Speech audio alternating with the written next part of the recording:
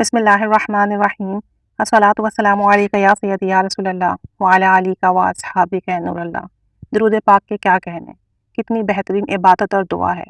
سرکار مدینہ صلی اللہ علیہ وآلہ وسلم کا ارشاد ہے، قیامت کے روز اللہ تعالیٰ کے عرش کے سوا کوئی سایہ نہیں ہوگا، 3 لوگ اللہ تعالیٰ کے عرش کے سائے میں ہوں گے۔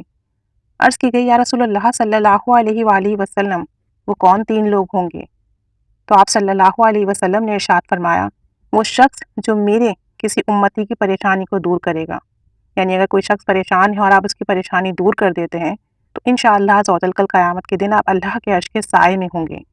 دوسرا، میری سنت کو زندہ کرنے والا، یعنی آج اس پرفتر دور میں جہاں آپ صلی اللہ علیہ وآلہ وسلم کی کتنی سنتیں ہیں جن پر ہم عمل نہیں کرتے، اگر کوئی شخص ان پر عمل کرتا ہے اور دوسروں کو اس کی تلقین کرتا ہے تو انشاءاللہ وہ بھی اللہ کے عرش کے سائے میں ہوگا۔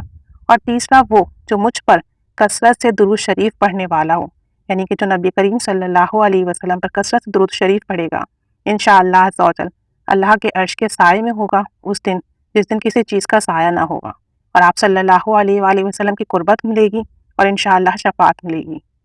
کہتے ہیں کہ افضل ذکر جو ہے وہ لا الہ الا اللہ محمد رسول اللہ ہے، یعنی لا الہ الا اللہ محمد رسول اللہ، یہ افضل ذکر ہے۔ جو یہ ذکر کرتا ہے اسے بہترین اجر ملتا ہے۔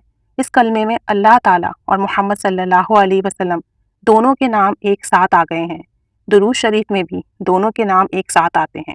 مگر دیکھیے کتنی بڑی بات ہے، ایک سے التجا کی گئی اور دوسرے کے لیے دعا مانگی گئی، یعنی دونوں کو ہم بذات خود مخاطب ہیں۔ اللہ تعالیٰ سے عرض کی گئی ہے کہ حضرت محمد صلی اللہ علیہ وسلم کے اوپر اور ان کی اولاد کے اوپر سلامتی بھیجو۔ یہ الفاظ خود اللہ بھی کہہ رہا ہے، ہم تو صرف اللہ تعالیٰ کی ہاں میں ہاں ملانے والے ہیں۔ اتنے بڑے مالک، اتنی بڑی ہستی، اللہ عز و جل کی ہاں میں ہاں ملانا کتنا عالیشان اور مبارک کام ہے، کتنا زبردست اور کتنا مایہ ناز کام ہے۔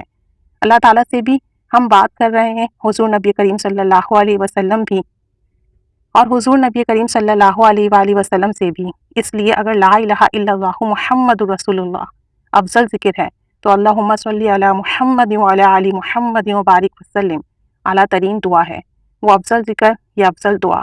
اس دعا کو مانگنے سے اللہ بھی خوش ہوگا، اس کے رسول صلی اللہ علیہ وسلم بھی، خود فرشتے بھی خوش ہوں گے تو روح بھی خوش ہوگی۔ غرض یہ کہ زمین و آسمان تک سب مخلوق بما اپنے خالق کے خوش ہی خوش اور رحمت کی بارش برستی ہی رہے گی انشاءاللہ عز و جل۔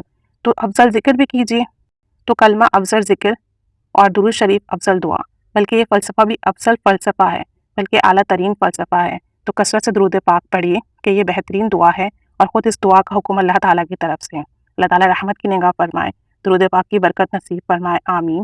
صلی اللہ علیہ محمد صلی اللہ علیہ وآلہ وسلم۔